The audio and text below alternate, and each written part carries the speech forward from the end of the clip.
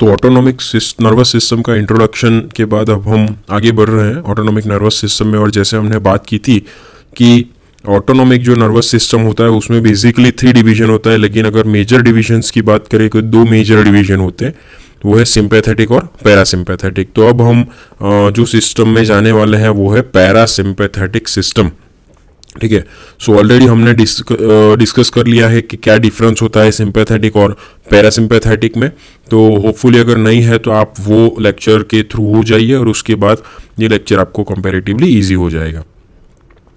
तो जैसे हमने बात की थी जनरल इंट्रोडक्टरी एएनएस के लेक्चर में कि न्यूरोह्यूमरल ट्रांसमिशन एक बहुत ही इंपॉर्टेंट चीज़ है मैसेज रिले करने के लिए फ्रॉम नर्व टू नर्व या फिर नर्व टू ऑर्गन। ठीक है, तो ये न्यूरोह्यूमरल ट्रांसमिशन हर एक सिस्टम में क्या होता है और वो पर्टिकुलर न्यूरोट्रांसमीटर का रोल क्या होता है वो समझना बहुत बहुत ही इंपॉर्टेंट चीज़ है। इसके बिना आप ड्रग्स नहीं पढ़ पाएंगे और काफ़ी सारी ड्रग्स आपको पढ़ने में बहुत दिक्कत होगी। तो ये बहुत इंपॉर्टेंट स्टेप है, अंडरस्टैंड कर लीजिए। इजी टू अंडरस्टैंड है लेकिन कंसेप्चुअली समझिए। ठीक है, तो अभी हम है पैरासिम्पैथेटिक नर्वस सिस्टम में। ठीक है, और द कोलिनर्जिक सिस्टम भी जिसे बोला जाता है। तो अगर हम कोलिनर्जिक सिस्टम की बात करें तो जैसे हमने देखा था कि पैरासिम्पैथेटिक नर्वस सिस्टम में मेन न्यूरोट्रांसमीटर या केमिकल कौन सा होता है, so that is acetyl choline. So acetyl choline हमारा मेन न्यूरोट्रांसमीटर होता है। तो यहाँ पे ये फिगर में आप देख सकते हैं कि ये जो येलो कलर का दिख रहा है वो है pre synaptic nerve terminal. Pre synaptic nerve है, यहाँ पे ये है साइनेप्स और ये है पोस्ट साइनेप्टिक नर्व और द ऑर्गन कि जहाँ पे सप्लाई होता है। मोस्टली इस केस में यहाँ पे ऑर्गन है क्योंकि यहाँ पे रिसेप्टर्स दिए गए हैं। तो ये क्या है, प्री साइनेप्टिक नर्व है, यहाँ पे साइनेप्स है, यहाँ पे ऑर्गन है। अभी जैसे हमने बात की थी कि सबसे पहले क्या होता है कि सबसे पहले इम्पल्स जनरेशन होता है, फिर इम्पल्स कंडक्शन होके टर्मिनल्स के पास आता है और यहाँ से न्यूरोट्रांसमीटर का फिर रिलीज होता है और वो या तो रिले करता है या फिर ऑर्गन के ऊपर रिसेप्टर्स पे जाके काम करता है। तो एसिटाइल कोलिन कैसे बनता है, क्योंकि इसका जो स्पेसिफिक न्यूरोट्रांसमीटर एसिटाइल कोलिन है, तो कैसे वो बनता है और कैसे वो काम करता है, ये पूरी जर्नी ये कोलिनर्जिक न्यूरोह्यूमरल मैकेनिज्म्स में हम देखेंगे। तो सबसे पहले बात करें कि एसिटाइल कोलिन बनता कैसे है। तो पहले मान लीजिए कोलिन होता है, कोलिन मॉलिक्यूल होता है जो एक सोडियम कोलिन सिंपोर्ट के थ्रू अंदर जाता है। कोलिन सोडियम सिंपोर्ट एक पंप होता है जिसके थ्रू ये सोडियम कोलिन को ट्रांसपोर्टर या पंप के थ्रू ये प्री साइनेप्टिक नर्व के अंदर चला जाता है कोलिन। तो ये जो पंप है जो रेड कलर का आपको दिख रहा है ये पंप है और इसके थ्रू कोलिन अंदर चला जाता है।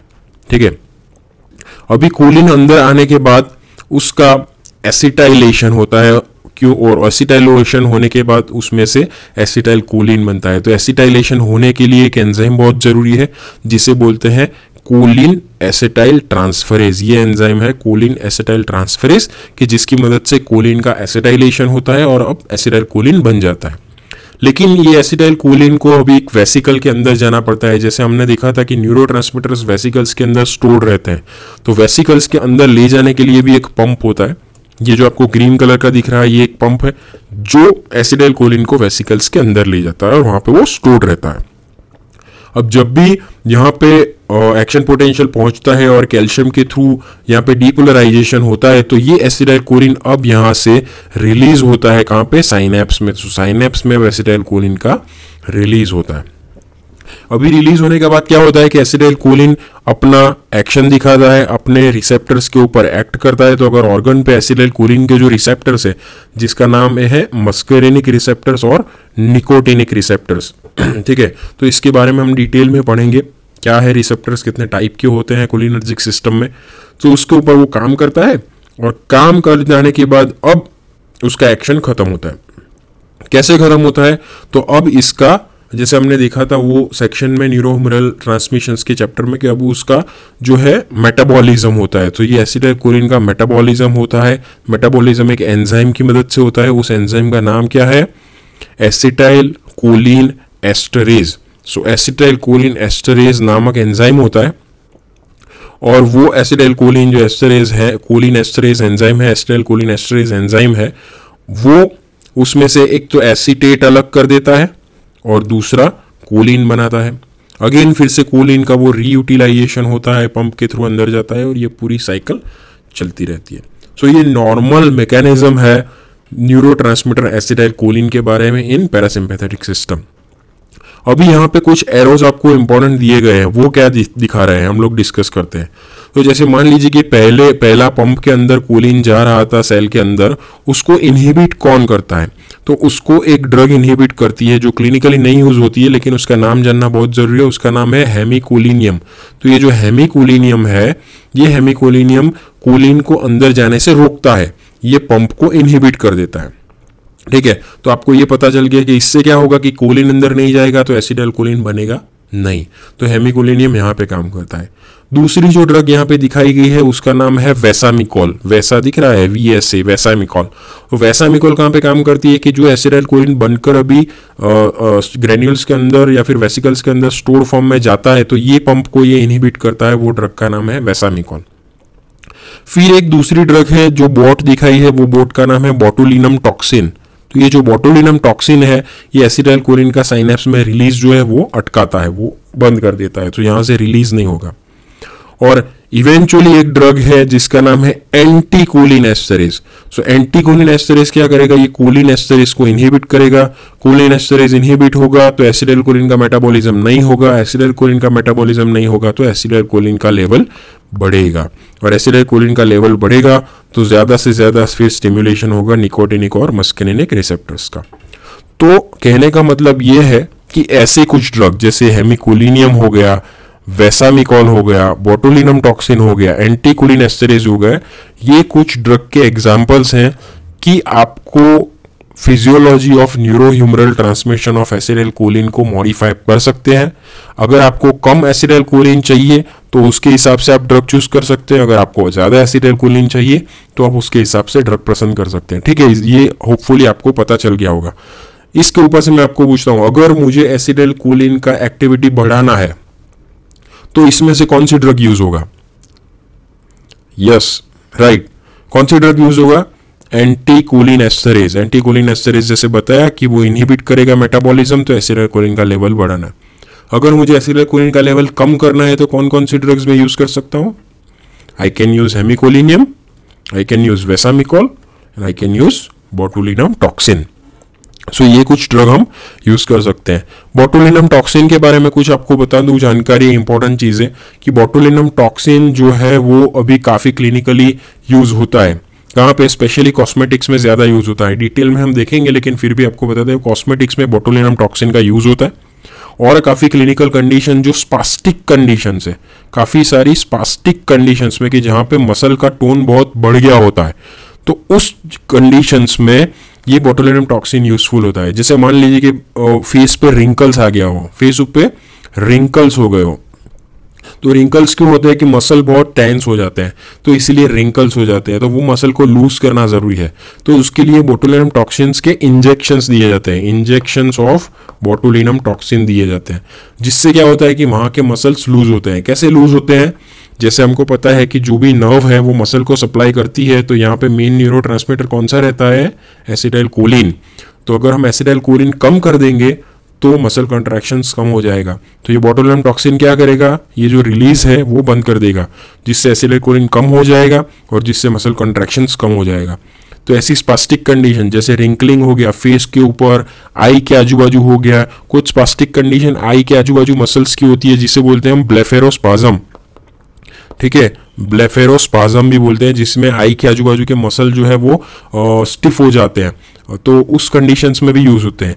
इवन यूट्राइन जो सर्वाइकल टोनिसिटी होती है, सर्विक्स का टोन कभी कभार बहुत बढ़ जाता है, तो उस कंडीशंस में भी ये यूजफुल रहता है, तो उसे सर्वाइकल डिस्टोनिया भी बोलते हैं। तो सर्वाइकल डिस्टोनिया जैसी कंडीशंस में, रिंकल्स के लिए ब्लेफेरोस्पाज्म, इवन काफी सारी स्पास्टिक कंडीशंस बॉडी में जो है, पोस्ट ट्रॉमेटिक कई बार जो कंडीशंस है, तो वो उन सभी को ट्रीट करने के लिए भी बोटुलिनम टॉक्सिन्स के इंजेक्शंस यूज होते हैं। आगे बढ़ते हैं हम। तो जैसे हमने देखा कि जो वेसिकल्स है उसमें एसिटाइल कोलिन का स्टोरेज होता है, उसके बाद एक्शन पोटेंशियल रीच होने के बाद, डीपोलराइज होने के बाद उसका इंपल्स के थ्रू रिलीज होता है एक्सोसाइटोसिस से, और इवेंचुअली उसका फेट क्या है कि कोलिन एस्टरेज नामक एंजाइम है जिससे उसका मेटाबॉलिज्म होता है।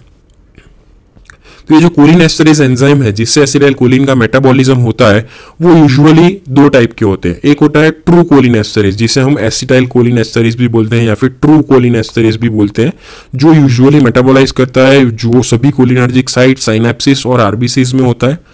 उसका दूसरा पेक्युलरिटी क्या है कि इससे जो मेटाबॉलिज्म होता है वो बहुत ही क्विक होता है। तो अगर हम एसिटाइल कोलिन बाहर से भी इंट्रोड्यूस करते हैं तो बहुत फटाफट मेटाबोलाइज हो जाता है, ठीक है। सो बहुत ही quick termination of action of acetylcholine हो जाता है। लेकिन एक दूसरा एक एंजाइम भी होता है कई कबार जिसे बोलते हैं हम स्यूडो कोलिन एस्टरेज और ब्यूट्राइल कोलिन एस्टरेज। ये कहाँ पे होता है? प्लाज्मा हो गया, लीवर हो गया, इंटेस्टाइन, सो सभी जगह पे होता है और उसका कॉन्ट्रास्ट होता है। इससे एसिटाइल कोलिन का मेटाबॉलिज्म धीरे धीरे होता है। सो एसिटाइल कोलिन थोड़ा लंबा टाइम तक काम करता है, ठीक है। तो यूजुअली कुछ एस्टर्स है जो बाहर से अगर हम इंजेस्ट करते हैं तो उनको मेटाबोलाइज जो होता है वो ऐसा स्यूडो कोलिन एस्टरेज की मदद से होता है। तो ये हुआ कोलिन एस्टरेज कितने टाइप के होते हैं। अभी साइट्स ऑफ कोलिनर्जिक ट्रांसमिशन ये हमने ऑलरेडी देख चुके हैं, लेकिन फिर भी रिवाइज करते हैं कि कहाँ कहाँ पे acetylcholine as a neurotransmitter predominate करता है। तो ये फिगर में से ही आपको पता चल जाएगा, लेकिन इसके साथ जाते हैं। तो all post ganglionic parasympathetic nerves, ठीक है। पोस्ट गैंग्लियोन तो ये पैरासिम्पैथेटिक सिस्टम है, ये पोस्ट गैंग्लियोनिक है, तो यहाँ पे आपको एसिटाइल कोलिन मिलेगा, ठीक है। पोस्ट गैंग्लियोनिक सिंपैथेटिक नर्व, ये सिंपैथेटिक सिस्टम है, ये पोस्ट गैंग्लिया के बाद का पोस्ट गैंग्लियोनिक है, उसमें भी आपको एसिटाइल कोलिन मिलेगा, लेकिन किस साइड पे? स्वेट ग्लैंड पे, सिर्फ स्वेट ग्लैंड ही है, ठीक है। वहां पे सिंपैथेटिक सप्लाई होने के बाद भी acetylcholine as a neurotransmitter काम करता है। अदरवाइज सिंपैथेटिक सप्लाइड नर्व्स में ऑर्गन के पास जो मेन न्यूरोट्रांसमीटर होता है वो होता है नॉरएपिनेफ्रिन और नॉरएड्रेनालिन। दूसरे कहाँ पे एसिटाइल कोलिन होता है? सभी पैरासिम्पैथेटिक और सिंपैथेटिक सभी गैंग्लियाज में। तो ये आप गैंग्लियाज देख रहे हैं, ये सिंपैथेटिक का है, ये गैंग्लिया पैरासिम्पैथेटिक का है, तो सभी जगह पे एसिटाइल कोलिन ही न्यूरोट्रांसमीटर होता है। इवन एड्रिनल मेड्यूला, ये एड्रिनल मेड्यूला है, यहाँ पे भी एसिटाइल कोलिन के इन्फ्लुएंस में ही एड्रेनालिन का रिलीज होता है। इवन स्केलेटल मसल, जैसे हमने बात कर लिया कि सोमेटिक सिस्टम है तो उसमें स्केलेटल मसल है, वहाँ पे भी एसिटाइल कोलिन ही होता है। और इवन सीएनएस, हम लोग न्यूरो रिसेप्टर्स में बात करेंगे कि सीएनएस में भी काफ़ी सारे रिसेप्टर्स होते हैं जहाँ पे कोलिनर्जिक ट्रांसमिशंस के थ्रू जो एक्टिविटीज मेनली होता है। तो ये कहाँ पे एसिटाइल कोलिन का रोल है, आई गेस ये क्लियर हो गया होगा। आगे बढ़ते हैं कोलिनर्जिक रिसेप्टर्स की तरफ। तो अब हम देखते हैं कि हमने क्या क्या देखा। तो हमने एक न्यूरोह्यूमरल ट्रांसमिशंस देख लिया है, ये प्री साइनेप्टिक नर्व है, ये साइनेप्स है, और यहाँ पे पोस्ट साइनेप्टिक नर्व या फिर ऑर्गन है कि जिसके ऊपर उसके रिसेप्टर्स होते हैं।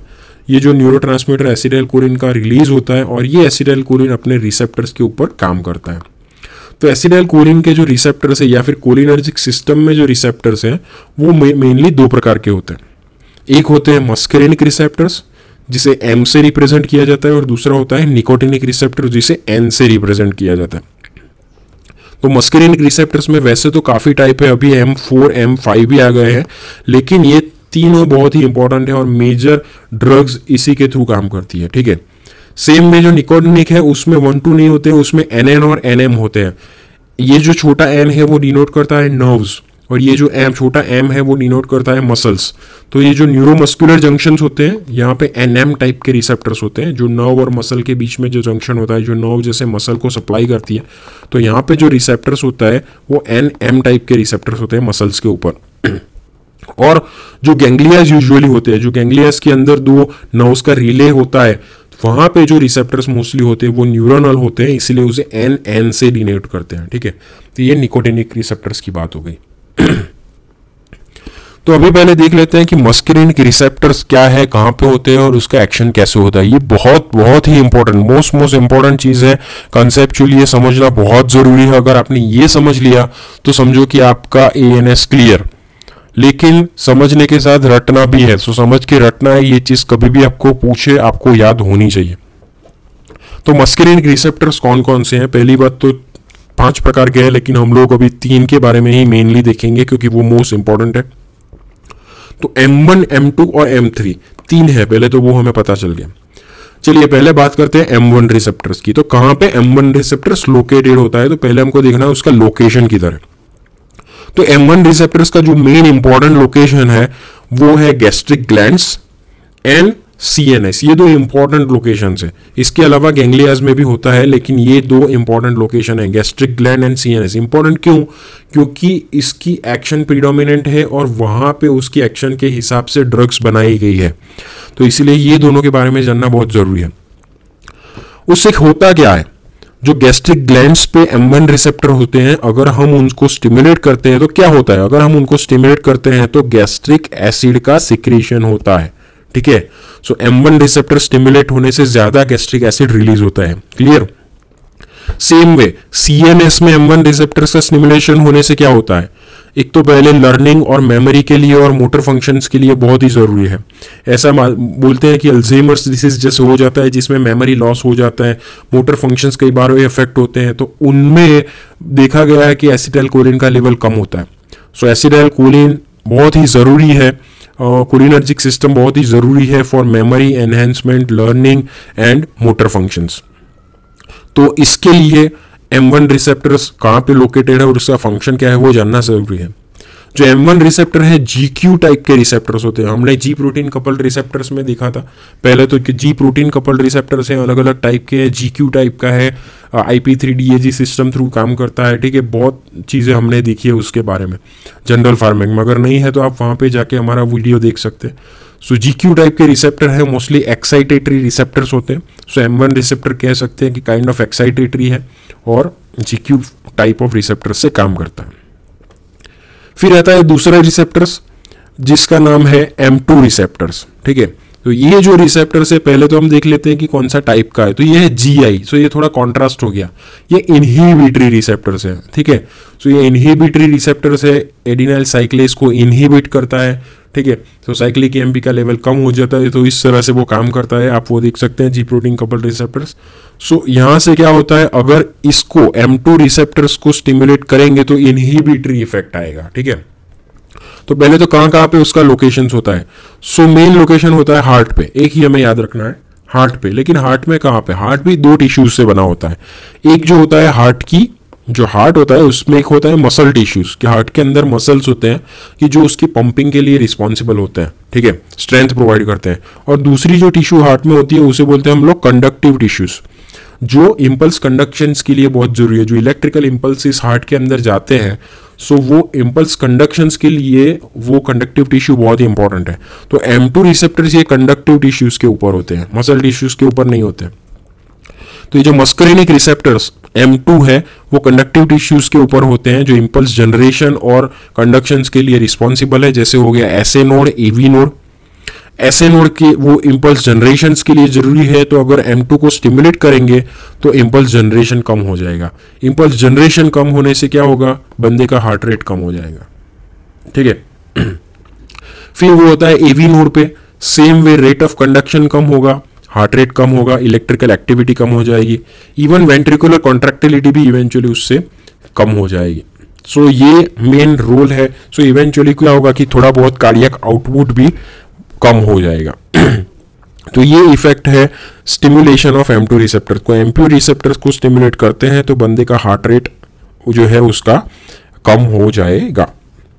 सो decrease impulse generation, conduction and contractility. दूसरा M2 रिसेप्टर्स कहां पे होता है? Presynaptic nerves. देख रहे हैं आप, जो क्या हमने बताया था कि ये नर्व होता है जिसे हम लोग प्री साइनेप्टिक नर्व बोलते हैं, साइनेप्स होता है, और ये जो नर्व है यहाँ पे प्री साइनेप्टिक नर्व। अब यूजुअली हमने देखा कि पोस्ट साइनेप्टिक जो होता है ये ऑर्गन यहाँ पे ही मस्करिनिक रिसेप्टर्स और निकोटिनिक रिसेप्टर्स होते हैं। मस्करिनिक में देखा कि मस्करिनिक M1 रिसेप्टर्स होता है, M2 और M3 रिसेप्टर्स होता है। तो 1 और 3 ये पोस्ट साइनेप्टिकली होता है, लेकिन M2 रिसेप्टर्स जो है वो प्री साइनेप्टिकली यहाँ पे होता है। तो एसिटाइलकोलिन रिलीज होने के बाद वो प्री साइनेप्टिक बैठे M2 रिसेप्टर्स के ऊपर भी काम करता है। सो यहाँ पे जो रिसेप्टर्स है मस्करिनिक सिस्टम में उसे बोलते हैं प्री साइनेप्टिक M2 रिसेप्टर्स, जिसका नाम है ऑटो रिसेप्टर ऑल्सो। उसे ऑटो रिसेप्टर्स भी बोलते हैं। क्यों? क्योंकि वो रेगुलेटरी रिसेप्टर्स हैं। अगर हमने M2 रिसेप्टर्स को स्टिमुलेट कर दिया तो क्या होगा, ये M2 रिसेप्टर्स एसिटाइलकोलिन का जो रिलीज है वो कम कर देगा, इनहिबिट करेगा, ठीक है। सो ये kind of N auto regulatory receptors है।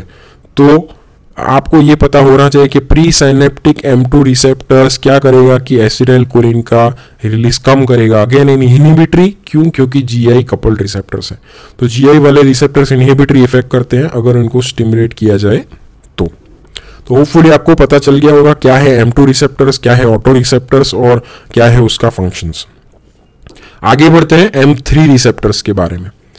तो M3 रिसेप्टर्स बहुत बहुत ज्यादा इंपॉर्टेंट है क्लिनिकली, क्योंकि काफी सारी जगह पे M3 रिसेप्टर्स होते हैं। पहले तो काफी सारे स्मूथ मसल्स में M3 रिसेप्टर्स होते हैं, ठीक है। वो स्मूथ मसल्स आई के हो, ब्रोंकस के हो, गैस्ट्रोइंटेस्टिनल ट्रैक्ट के हो, यूरिनरी सिस्टम्स के हो, ठीक है, बॉडी में और इवन एंडोथेलियम हो। सो एंडोथेलियम नहीं, जो ब्लड वेसल्स है उसका। सो काफी सारे जो स्मूथ मसल्स हैं वो M3 रिसेप्टर्स से इनर्वेटेड होते हैं। और अगर M3 रिसेप्टर्स का स्टिमुलेशन किया जाए तो क्या होगा, ये GQ प्रोटीन रिसेप्टर्स हैं तो वो एक्साइटेटरी रिसेप्टर्स है, तो उससे स्मूथ मसल्स का कंट्रैक्शंस होगा, ठीक है। सो काफी सारे स्मूथ मसल्स, आई के स्मूथ मसल्स हैं, bronchus smooth muscles, GI smooth muscles, urinary tract smooth muscles, सभी का कंट्रैक्शंस होगा। दूसरा एक्सोक्राइन ग्लैंड्स, ये सभी जगह पे जो भी एक्सोक्राइन ग्लैंड्स मौजूद है उसमें से ये सिक्रीशंस बढ़ा देगा। तो ये M3 रिसेप्टर्स दो मेन काम करेगा, स्मूथ मसल्स का कंट्रैक्शंस और ग्लैंड्स में से सिक्रीशंस बढ़ाएगा। और तीसरा बहुत ही इंपॉर्टेंट चीज है क्लिनिकली, वो है वास्कुलर एंडोथेलियम के ऊपर होता है। अभी हमें पता है कि जो भी ब्लड वेसल होती है उसमें यहाँ पे ब्लड वेसल्स का अगर हम क्रॉस सेक्शनल देखें तो यहाँ पे स्मूथ मसल्स होते हैं, लेकिन उसके अंदर एंडोथेलियल सेल्स होते हैं, ठीक है। ये ब्लड वेसल्स के अंदर एंडोथेलियल सेल्स होता है। तो M3 रिसेप्टर्स किधर होते हैं, ये एंडोथेलियल सेल्स के ऊपर होते हैं और इसमें से ये क्या रिलीज करवाते हैं, नाइट्रस ऑक्साइड। ये नाइट्रस ऑक्साइड का रिलीज करवाते हैं और नाइट्रस ऑक्साइड का रिलीज होने से क्या होता है, वाजो डायलेटेशंस, तो इंक्रीज वाजो डायलेटेशंस, इससे डायलेटेशंस हो जाता है। तो आप समझ गए होंगे कि क्या रोल है अगर M3 रिसेप्टर्स को स्टिमुलेट किया जाए तो वास्कुलर एंडोथेलियम में से नाइट्रस ऑक्साइड का रिलीज होके वाजो डायलेटेशन होता। तो मस्करेनिक रिसेप्टर पढ़ने के बाद अब हम फोकस कर रहे हैं निकोटिनिक रिसेप्टर्स की ओर। सो जैसे हमने देखा था कि जो निकोटिनिक रिसेप्टर्स है वो दो टाइप के यूजुअली होते हैं, NM टाइप के और NN टाइप के, जहाँ पे N डिनोट करता है न्यूरोनल, जो गैंग्लियास में यूजुअली होते हैं, और NM टाइप के जो न्यूरोमस्कुलर जंक्शंस के ऊपर होते हैं। अभी सबसे इंपॉर्टेंट ये चीज होते हैं कि ये जो निकोटिनिक रिसेप्टर्स होते हैं वो लाइगैंड गेटेड रिसेप्टर्स होते हैं, ligand gated ion channel receptors. जैसे हमने जनरल फार्मेक में देखा था कि ये टाइप के एक रिसेप्टर से ये जो सबसे फास्टेस्ट एक्टिंग है, सबसे फास्टेस्ट होते हैं, ठीक है। सो उसकी एक्शंस बहुत ही क्विक आती है। तो ये आपको ध्यान में रखना है कि because of opening of a particular channel काम करता है जो लाइगैंड गेटेड चैनल है, और उसके थ्रू जो भी आयन से वो अंदर जाके इफेक्ट करता है, यूजुअली सोडियम आयन यहाँ पे काम करता है। सो उस तरह से ये निकोटिनिक रिसेप्टर्स काम करते हैं। अब कहाँ पे होते हैं लोकेशन, तो जैसे हमने देखा कि NM जो रिसेप्टर हैं वो न्यूरोमस्कुलर जंक्शंस के ऊपर होते हैं, पोस्ट साइनेप्टिकली ही होते हैं, और NN रिसेप्टर्स ऑटोनोमिक गैंग्लियाज में यूजुअली होते हैं और एड्रिनल मेड्यूलाज में होते हैं। फंक्शंस क्या होता है, तो मेन फंक्शंस होता है स्केलेटल मसल्स का कंट्रैक्शंस करना। स्मूथ मसल्स कहाँ पे होते हैं, स्मूथ मसल्स पे कौन से कोलिनर्जिक रिसेप्टर्स होते हैं, M3 रिसेप्टर्स। हमने जैसे देखा कि स्मूथ मसल्स का कंट्रैक्शंस और सिक्रीशन ऑफ द ग्लैंड करना जो काम है वो M3 रिसेप्टर्स का है, लेकिन NM रिसेप्टर्स किधर होते हैं, वो स्केलेटल मसल्स के ऊपर होते हैं, ठीक है। ठीक तरह से NN जो रिसेप्टर्स हैं वो इंपल्स ट्रांसमिशंस करते हैं थ्रू द गैंग्लिया, और दूसरी चीज जो होती है वो एड्रिनल मेड्यूला में से, जैसे हमने देखा था कि एड्रिनल ग्लैंड में से एड्रिनालिन रिलीज करना होता है, तो उसका काम भी ये रिसेप्टर्स करते हैं। तो आपको ये समझना जरूरी है, जो हमने फिनिश कर दिया है निकोटिनिक और मस्करेनिक रिसेप्टर्स के ऊपर से।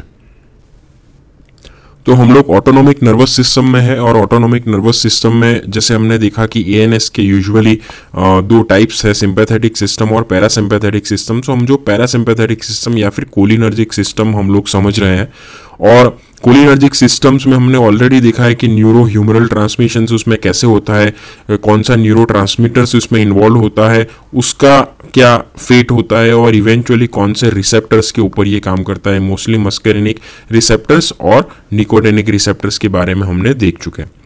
तो अब हम लोग देखते हैं कि अगर ये रिसेप्टर्स को स्टिमुलेट करते हैं, ऑलरेडी हमने वैसे ही देख ही चुके हैं कि ये रिसेप्टर्स कहाँ पे होते हैं और उसका स्टिमुलेशंस पे क्या होता है, लेकिन ओवरऑल क्या फार्माकोलॉजिकल एक्शंस क्रिएट करता है वो अब हम देखते हैं सिस्टम वाइज।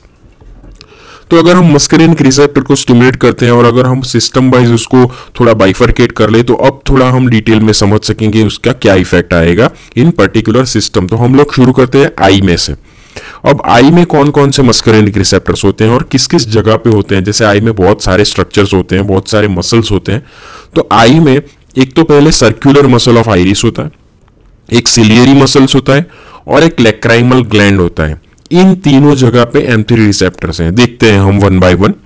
रेडियल मसल और आईलिड के मसल्स में कोई भी पैरासिम्पैथेटिक सप्लाई नहीं होता है। तो अब कौन कौन सी जगह पे है, जैसे हमने देखा कि जैसे ये हम फिगर में देख रहे हैं, ये रेडियल मसल्स है, देख रहे हैं आप, ये radial muscles of muscle fibres है आइरिस के, और अंदर जो दिख रहा है ये सर्क्यूलर मसल फाइबर्स आइरिस के हैं। ठीक है, तो कहां पे होते हैं अपने जो मस्करिनिक रिसेप्टर्स? सर्क्यूलर मसल्स के अंदर होते हैं। ये जो सर्क्यूलर मसल्स है इसके अंदर M3 रिसेप्टर्स होते हैं। पहली चीज तो ये हो गई। दूसरी कहां पे होते हैं? दूसरा होते हैं सिलियरी मसल्स में, उसके बारे में हम लोग देखेंगे, लेकिन जब सर्क्यूलर मसल से अब शुरू करते हैं तो आई में जैसे हमने देखा कि जो बाहर मसल होता है वो रेडियल मसल होता है। रेडियल मसल्स का काम क्या होता है? रेडियल मसल्स अपने जो स्ट्रेंथ होता है उसमें कॉन्ट्रैक्ट होता है, और अगर रेडियल मसल कॉन्ट्रैक्ट होता है तो क्या होता है? प्यूपिल डायलेट होता है। ठीक है, प्यूपिल डायलेट होता है। और जो अंदर का सर्कुलर मसल है अगर वो कंस्ट्रिक्ट होता है तो क्या होता है? तो प्यूपिल नैरो हो जाता है। So there is constriction of pupil, so miosis होता है। सो मियोसिस होता है और इससे मिड्रियासिस होगा। तो अपने M3 रिसेप्टर स्टिमुलेशन होने से क्या होगा?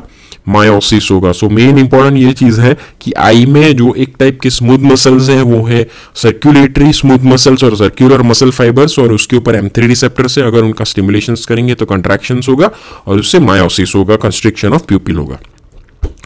अब दूसरे जो मसल्स पे M3 रिसेप्टर्स होता है वो होता है सिलियरी मसल्स। ये पिंक कलर के आपको देख रहे हैं, उसके ऊपर भी M3 रिसेप्टर्स होते हैं स्मूथ मसल्स के ऊपर। क्या रोल होता है सिलियरी मसल्स का? जैसे आप देख रहे हैं इस फिगर में कि सिलियरी मसल्स कुछ जोन्यूल्स से लेंस के ऊपर अटैच रहते हैं, और अपना लेंस का काम होता है फोकसिंग करना। जैसे कैमरे का काम है फोकसिंग करना। कैमरा डिजिटल SLR आपने देखा होगा, तो डिजिटल SLR में आपको फोकस करना पड़ता है, आगे पीछे करके पर्टिकुलर जो चीज आपको फोकस कर रहा है वो फोकस करना पड़ता है। तो सेम वे अपनी आईज भी ऐसा ही करती है। अगर हमको नजदीक से बुक पढ़ना है तो वो नजदीक के फॉन्ट पे फोकस करेगी, अगर हम दूर का फॉन्ट पढ़ना है तो वो दूर के फॉन्ट्स के ऊपर फोकस करेगी। सो ये फोकसिंग का काम बेसिकली कौन करता है? ये सिलियरी मसल्स करते हैं। ठीक है, तो ये जो सिलियरी मसल्स है ये फोकसिंग का काम करते हैं। तो ये सिलियरी मसल टेंस या रिलैक्स होने से ये जो लेंस है उसका शेप में चेंज होता है, और because of shape in the change in the lens जो रेज है उसका फोकल पॉइंट बदलता रहता है, और उससे हम लोग फोकस कर सकते हैं पर्टिकुलर जगह पे। तो इन शॉर्ट कहने का मतलब यह है कि ज्यादा फार विजन और नियरर विजन्स में फोकसिंग के लिए अपने को सिलियरी मसल्स जरूरत पड़ेगा। और इंपॉर्टेंट चीजें कहूं तो नियरर विजन के लिए ज्यादा, जैसे आप आंख के एकदम करीब ला दीजिए, कोई बुक पढ़ रहे हो, आपके एकदम आंख के नजदीक ला दीजिए तो हम लोग फोकस कर पाते हैं। एकदम नजदीक नहीं, थोड़ा नजदीक लाए तो हम लोग फोकस कर पाते हैं। किससे? वो ये सिलियरी मसल्स काम करता है। इसलिए जिस आदमी में ये सिलियरी मसल्स काम नहीं करेगा तो क्या होगा? तो वो आदमी इतनी नजदीक की चीज पे फोकस नहीं कर पाएगा। उसको नॉर्मल दूर का थोड़ा कंपैरेटिवली बराबर दिखेगा, लेकिन नजदीक में उसको फोकस में ज्यादा डिफिकल्टी होगी। तो कहने का मतलब यह है कि अकोमोडेशन के लिए जो भी जिम्मेदार मसल्स हैं वो है सिलियरी मसल्स, और M3 रिसेप्टर स्टिमुलेट होने से अकोमोडेशंस में हमको वो फायदा करता है। ठीक है, अगर ये M3 रिसेप्टर्स को हम लोग ब्लॉक कर दिया तो क्या होगा? अगर M3 रिसेप्टर ब्लॉक हो गया तो अब सिलियरी मसल्स का एक्शन नहीं हो पाएगा और फोकसिंग प्रॉपर नहीं हो पाएगा। तो ये समझना जरूरी है। और तीसरी जगह इससे क्या चेंज होता है डायनेमिक्स ऑफ एक्वस ह्यूमर में। अभी हमको पता है कि एक्वस ह्यूमर एक बहुत ही इंपॉर्टेंट फ्लूइड होता है आई में, जिसका प्रेशर मेंटेन रहना नॉर्मल रेंज में बहुत जरूरी है। अगर उसका प्रेशर बढ़ जाता है तो क्या होता है? ग्लोकोमा। ठीक है, ग्लोकोमा होता है जिसमें न्यूरोनल डैमेज होता है, ट्यूबुलर विजन हो जाता है, इवेंचुअली विजन लॉस भी होता है। सो ये जो एक्वस फ्लूइड है उसका भी क्या होता है कि एक सर्कुलेटरी मोशन चलता रहता है, बॉडी में से बाहर निकलता है, आई में फिर से बनता है, आई में से बाहर निकलता है, ये पूरा सिस्टम चलता रहता है। तो ये जो सिलियरी बॉडी है, सिलियरी मसल्स के पास ही होती है, वहां से इसका जनरेशन होता है, फिर ये आइरिस और लेंस के बीच में से होता हुआ एंटीरियर चैम्बर में आगे बढ़ता है, और ये एंटीरियर चैम्बर से होते हुए ये यहाँ पे कुछ कैनाल्स होती हैं जिसे कैनाल ऑफ स्लैम कहते हैं, और ट्रेबेकुलर मैशवर्क होते हैं, जिससे होता हुआ ये बाहर निकल जाता है। तो ऐसा सर्कुलेशंस उसका रहता है। तो यहाँ पे आप स्ट्रक्चर देख सकते हैं, ये कॉर्निया है जो बाहर का ट्रांसपेरेंट लेयर आई का होता है, ये है वो आइरिस है जिसका शेप, जिसको डायलेट या फिर मियोसिस करना है तो वो चेंज होता है, और ये अपना लेंस है। अभी ये M3 रिसेप्टर स्टिमुलेशन होने से क्या होता है, M3 रिसेप्टर स्टिमुलेशन होने से क्या होता है, मियोसिस होता है। सो मियोसिस होने में क्या होता है कि ये जो आइरिस है, ये आइरिस लेंस के नजदीक जाता है, ये जो आइरिस है लेंस के नजदीक जाता है, जिससे ये जो एंगल है वो ज्यादा बड़ा हो जाता है, और ज्यादा बड़ा होने से क्या होता है कि ये जो फ्लूइड है अच्छी तरह से बाहर निकल सकता है। अगर हम इसकी जगह पे मिड्रियासिस करें, डायलेटेशंस करें, तो क्या होगा, मिड्रियासिस करें तो ये जो आइरिस है और ये कॉर्निया है, ये आइरिस कॉर्निया की तरफ बढ़ेगा, तो उससे ये जो कॉर्निया है उसके बहुत नजदीक आइरिस चला जाएगा, तो इससे जो एंगल है ये बहुत छोटा हो जाएगा, और यहां से फ्लूइड फिर बाहर नहीं निकल पाएगा। तो अगर ग्लोकोमा है किसी पेशेंट्स को और ऐसा आपने किया, तो उसमें ग्लोकोमा का अटैक प्रेसिपिटेट होगा। तो ये बहुत इंपॉर्टेंट कंसेप्ट है जो याद रखना है। सो ग्लोकोमा वाले पेशेंट्स में ऐसी ही ड्रग देनी है जो मियोसिस करते हैं, और ऐसी ड्रग कभी भी नहीं देनी है कि जो मिड्रियासिस करती है। So always prefer miosis in glaucomatics and never give mydriatics in glaucoma. Otherwise अगर आपने मिड्रियाटिक्स दे दिया तो उससे ग्लोकोमा का अटैक प्रेसिपिटेट होता है। तो ये समझना बहुत जरूरी है कि अगर मियोसिस होता है तो आइरिस जो कॉर्निया से दूर चला जाता है, आइरिडो कॉर्नियल एंगल बढ़ जाता है, और अगर मिड्रियासिस होता है तो आइरिस कॉर्निया के नजदीक चला जाता है और आइरिडो कॉर्नियल एंगल कम हो जाता है, सो उससे ड्रेनेज भी कम होगा। तो ये डायनेमिक्स आपको समझना बहुत जरूरी है मिड्रियाटिक मियोटिक्स के साथ एक्वस ह्यूमर का। तो सॉरी, तीसरी कौन सी जगह पे आई में M3 रिसेप्टर होता है, हमने देखा था कि एक्सोक्राइन ग्लैंड, जो लैक्राइमल ग्लैंड के ऊपर M3 रिसेप्टर्स होता है और उनका स्टिमुलेशंस करते हैं, तो ज्यादा से ज्यादा फ्लूइड प्रोडक्शन होने से लैक्राइमेशंस होता है। So all in all, in nutshell, ये कहने का मतलब है कि आई में M3 रिसेप्टर्स का अगर हम स्टिमुलेशंस करेंगे तो कौन कौन सी इफेक्ट होगी। पहली, मियोसिस होगा, सर्कुलर मसल्स कंस्ट्रिक्शंस होने से। दूसरा, accommodation for the near vision possible होगा, आई अच्छी तरह से अकोमोडेट कर पाएगी, फोकस कर पाएगी। तीसरा, बॉडी में से आई में से इंट्राऑक्यूलर जो प्रेशर है वो कम हो जाएगा, क्योंकि एक्वस ह्यूमर का ड्रेनेज अच्छा हो जाएगा, बाहर निकल जा सकता है। और चौथा, लैक्राइमेशन होगा, फ्लूइड ज्यादा प्रोड्यूस होगा लैक्राइमल ग्लैंड से। तो ये चीजें होती है M3 रिसेप्टर्स के स्टिमुलेशन से। अब क्यों ये हमें याद रखना जरूरी है, ये याद रखना बहुत जरूरी इसलिए है कि हमें दो चीजें पढ़ना है इसके बाद, ऐसी ड्रग की जो M3 रिसेप्टर्स को स्टिमुलेट करती है और ऐसी ड्रग की जो M3 रिसेप्टर्स को ब्लॉक करती है।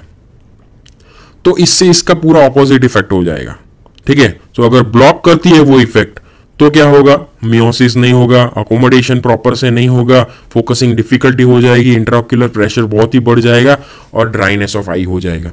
सो इसीलिए ये समझना बहुत जरूरी है कि ये रिसेप्टर्स का पर्टिकुलर सिस्टम पे इफेक्ट क्या होता है। बढ़ते हैं आगे, सलाइवरी ग्लैंड्स। जैसे हमने देखा कि सभी एक्सोक्राइन ग्लैंड्स के ऊपर M3 रिसेप्टर्स होते हैं, तो सलाइवरी ग्लैंड्स के ऊपर भी M3 है। अगर उसका स्टिमुलेशन करते हैं तो सलाइवा वाटरी बनेगा, सो सिक्रीशंस बढ़ेगा। ओके, तो अभी स्वेट ग्लैंड के ऊपर क्या इफेक्ट होता है वो हम देखते हैं।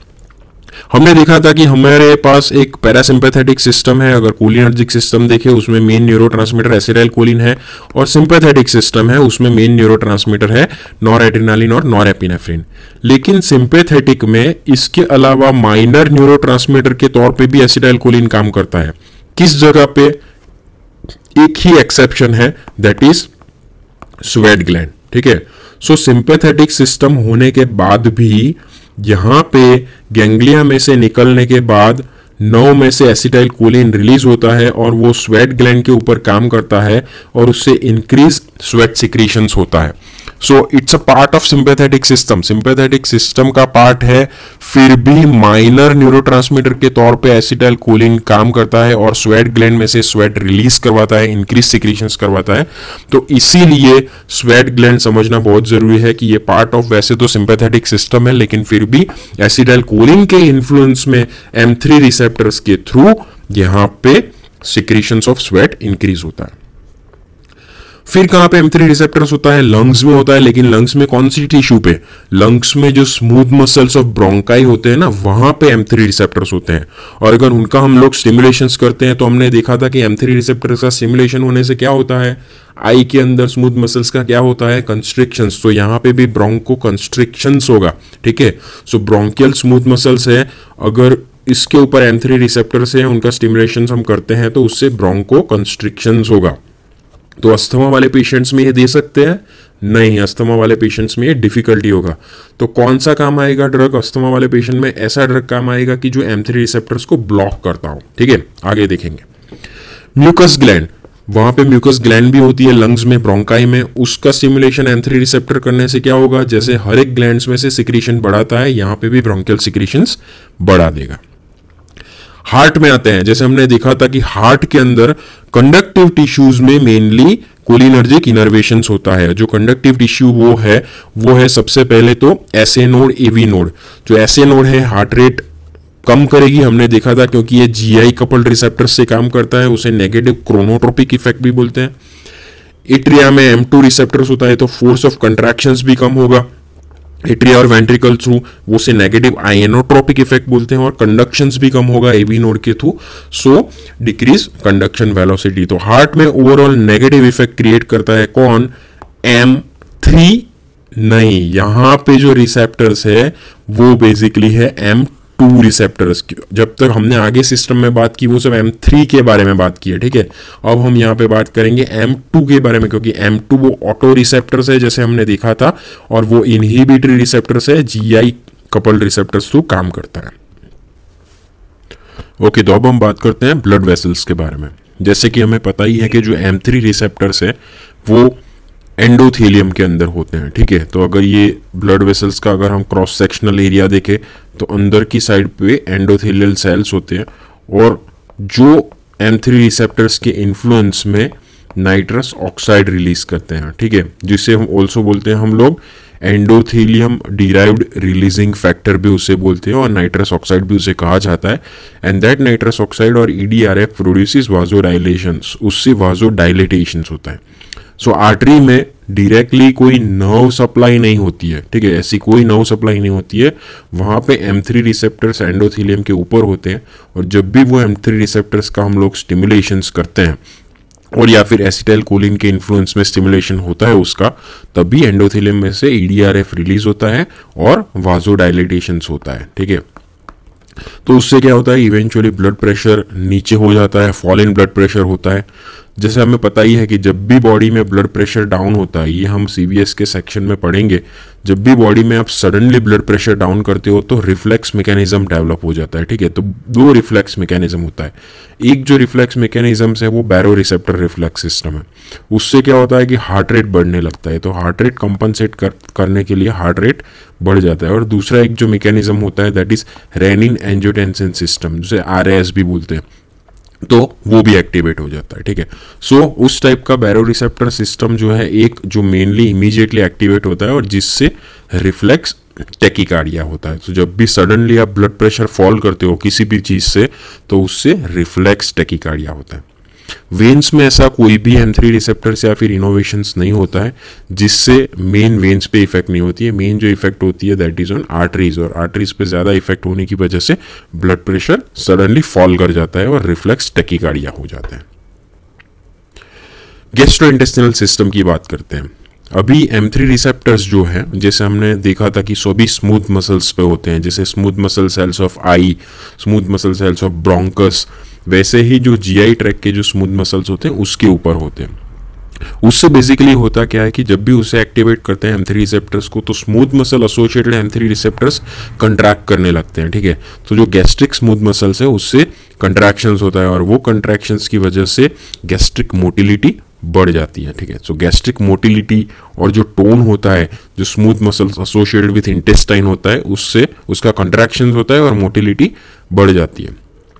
और दूसरी साथ चीज में क्या होता है कि जो भी स्फिंक्टर्स होते हैं उसका रिलैक्सेशन होता है। तो मान लीजिए आप ये गैस्ट्रोइंटेस्टिनल ट्रैक्ट है और यहाँ पे एनल स्फिंक्टर है, तो ये जो smooth muscle of gastrointestinal tract है उसका M3 रिसेप्टर मीडिएटेड क्या होगा, कंट्रैक्शंस होगा, और इसका क्या होगा, स्फिंक्टर्स का रिलैक्सेशन होगा। तो इवेंचुअली क्या होगा कि ये यहाँ से मोटिलिटी बढ़ने लगेगी और ये स्फिंक्टर रिलैक्स हो गया है, so that would be a defecation reflex.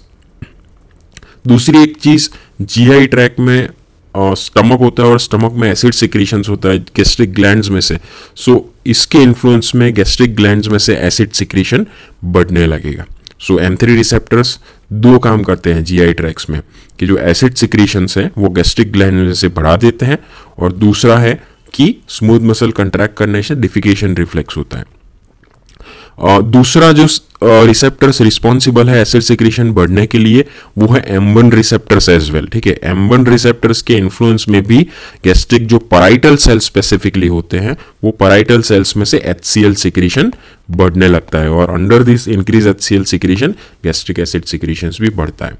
So mainly M1 and then M3 receptors जो रिस्पॉन्सिबल होते हैं मेनली सिक्रीशंस बढ़ने के लिए स्टमक में, और मोटिलिटी बढ़ने और डिफिकेशन रिफ्लेक्स के लिए जो रिस्पॉन्सिबल रिसेप्टर्स होते हैं वो है M3 रिसेप्टर्स। यूरिनरी ब्लैडर के ऊपर आते हैं, सेम मैकेनिज्म्स हैं। ब्लैडर में भी ऐसा ही चीज होता है कि ब्लैडर का अगर आप मैकेनिज्म्स देखें तो यहाँ पे एक स्फिंक्टर रहता है जो स्फिंक्टर यूरिन को अंदर रिटेन करके रखता है, ठीक है। तो यहाँ पे क्या होता है कि जो M3 रिसेप्टर्स होते हैं, जो डिट्रूसर मसल, जो यहाँ पे जो डिट्रूसर मसल जो ब्लैडर का होता है उसका कंट्रैक्शंस करते हैं। M3 रिसेप्टर्स के इन्फ्लुएंस में उसका कंट्रैक्शंस होता है, और यहाँ पे जो स्फिंक्टर होता है तो स्फिंक्टर का रिलैक्सेशन हो जाता है, सो उससे there would be voiding of urine और द यूरिनरी इवैक्यूएशन हो जाता है, ठीक है। So same way urinary bladder पर और एनल स्फिंक्टर पर दोनों का रिलैक्सेशन होता है, और जो स्मूथ मसल्स एसोसिएटेड होते हैं उनके कॉन्ट्रैक्शन होने से यूरिन वॉइडिंग होता है और डिफिकेशन रिफ्लेक्स होता है। कोलिनर्जिक सिस्टम का सेंट्रल नर्वस सिस्टम पे क्या इफेक्ट है, तो सेंट्रल नर्वस सिस्टम पे कोलिनर्जिक सिस्टम का बहुत ज़्यादा इंपॉर्टेंस है। तो पहले तो मैं सिंपल फिजियोलॉजिकल प्रोसेस बताऊं तो मेमोरी के लिए भी बहुत ज़रूरी है, ठीक है। जैसे हमने देखा था कि मेमोरी एनहेंसमेंट, जो हमारे नर्व्स डेवलप होते हैं और उसमें जो नर्व इम्पल्सेस जाते हैं और जिससे इवेंचुअली शॉर्ट टर्म और लॉन्ग टर्म मेमोरीज बनती है, उसमें भी ये न्यूरोट्रांसमीटर का बहुत रोल है एसिटाइलकोलिन का। सो मेमोरी एनहेंसमेंट में इसका बहुत रोल है, और जब भी एसिटाइलकोलिन का लेवल कम हो जाता है या फिर रिसेप्टर्स कम हो जाते हैं तो उसका अफेक्ट मेमोरी पे होता है, ठीक है। सो कुछ ऐसी ड्रग्स यूज करते हैं जो एसिटाइलकोलिन का लेवल बढ़ाए जिससे हम मेमोरी एनहेंस कर सकते हैं। ज्यादा हो जाए एसिटाइलकोलिन का लेवल तो भी अच्छा नहीं है, तो ज्यादा एक्साइटेशन हो जाएगा, ट्रेमर और कन्वल्जन्स आ सकते हैं। अब निकोटिनिक रिसेप्टर्स का एक्शन देखते हैं। जैसे हमने मालूम था कि देखा था कि निकोटिनिक रिसेप्टर्स जो होते हैं जो दो प्रकार के होते हैं, एक होते हैं NN जिसे हम न्यूरोनल भी कहते हैं, और एक होता है NM जिसे हम मस्क्यूलर भी बोलते हैं, ठीक है। सो अभी हम NN के बारे में देखेंगे। तो किधर होते हैं NN टाइप के रिसेप्टर्स, न्यूरोनल जो होते हैं वो मेनली दो जगह पे होते हैं। एक होता है गैंग्लिया में, तो कोई भी गैंग्लिया ले लीजिए, सिंपैथेटिक सिस्टम का कोई गैंग्लिया ले लीजिए या फिर पैरासिम्पैथेटिक का कोई भी गैंग्लिया ले लीजिए, तो वहाँ पे NN रिसेप्टर्स होते हैं, और उसका मेन फंक्शंस क्या होता है कि उससे स्टिमुलेशन ऑफ सिंपैथेटिक और पैरासिम्पैथेटिक गैंग्लिया हो जाता है हाई डोज में निकोटिनिक रिसेप्टर स्टिमुलेशन होने से, और जो भी न्यूरोट्रांसमीटर है या फिर नॉरएपिनेफ्रिन है या फिर एसिटाइलकोलिन है उसका वो ट्रांसमिशन या रिलीज बढ़ाता है। और जैसे हमने देखा था कोलिनर्जिक सिंपैथेटिक सिस्टम में देखा था कि जो NN रिसेप्टर्स होते हैं वो एड्रेनल ग्लैंड्स के थ्रू एड्रेनालिन का रिलीज भी बढ़ाते हैं। एक दूसरे टाइप का निकोटिनिक रिसेप्टर होता है जिसे बोलते हैं हम NM टाइप ऑफ रिसेप्टर। जो NM टाइप के रिसेप्टर्स हैं वो है निकोटिनिक निकोटिनिक मसल्स के साथ एसोसिएटेड, सॉरी, तो जो मसल्स के साथ एसोसिएटेड निकोटिनिक रिसेप्टर्स होते हैं उसका मेन रोल क्या होता है कि मसल्स के साथ उसका इनर्वेशन होता है और मसल कंट्रैक्शंस करना उसका मेन रोल होता है। तो स्केलेटल मसल कंट्रैक्शंस के लिए ये रिसेप्टर का बहुत इंपॉर्टेंट रोल है। तो ये डिफरेंस, मोटा मोटा डिफरेंस हो गया ऑटोनोमिक नर्वस सिस्टम में। अभी हम पैरासिम्पैथेटिक सिस्टम देख रहे हैं, तो अगर हम पूरा उसका समराइज करें तो यहाँ से क्या होता है कि जैसे आप ऊपर से टॉप टू बॉटम देखें तो क्या होता है इस पैरासिम्पैथेटिक सिस्टम में कि जो प्यूपिल है उसका कंट्रैक्शंस होता है, ठीक है, उसके सामने सिंपैथेटिक में डायलेटेशंस होता है। यहाँ से ज्यादा स्टिमुलेशंस ऑफ ग्लैंड्स होता है जिससे टीयर सिक्रीशंस होता है, जिसकी ग्लैंड्स पे कोई इफेक्ट नहीं होती है। Strong secretions of salivary glands होता है, सलाइवरी ग्लैंड्स में से सिक्रीशंस बनता है, इसमें भी उसके ऊपर कोई इफेक्ट नहीं होती, ठीक है। हार्ट के ऊपर उसका नेगेटिव इफेक्ट है, नेगेटिव इफेक्ट हार्ट है, नेगेटिव आइनोट्रोपिक, क्रोनोट्रोपिक, ड्रोमोट्रोपिक ये सब इफेक्ट होती है मेनली M2 रिसेप्टर्स की वजह से होती है, जबकि ऑपोजिट यहाँ पे होता है हार्ट का एक्सेलरेशन होता है, ठीक है, सिंपैथेटिक सिस्टम में। उसके बारे में हम देखेंगे। स्मूथ मसल्स का ये पैरासिम्पैथेटिक सिस्टम कंट्रैक्ट करता है तो ब्रोंकस का कंट्रैक्शंस करेगा, तो अस्थमा वाले पेशेंट्स में अच्छा नहीं है।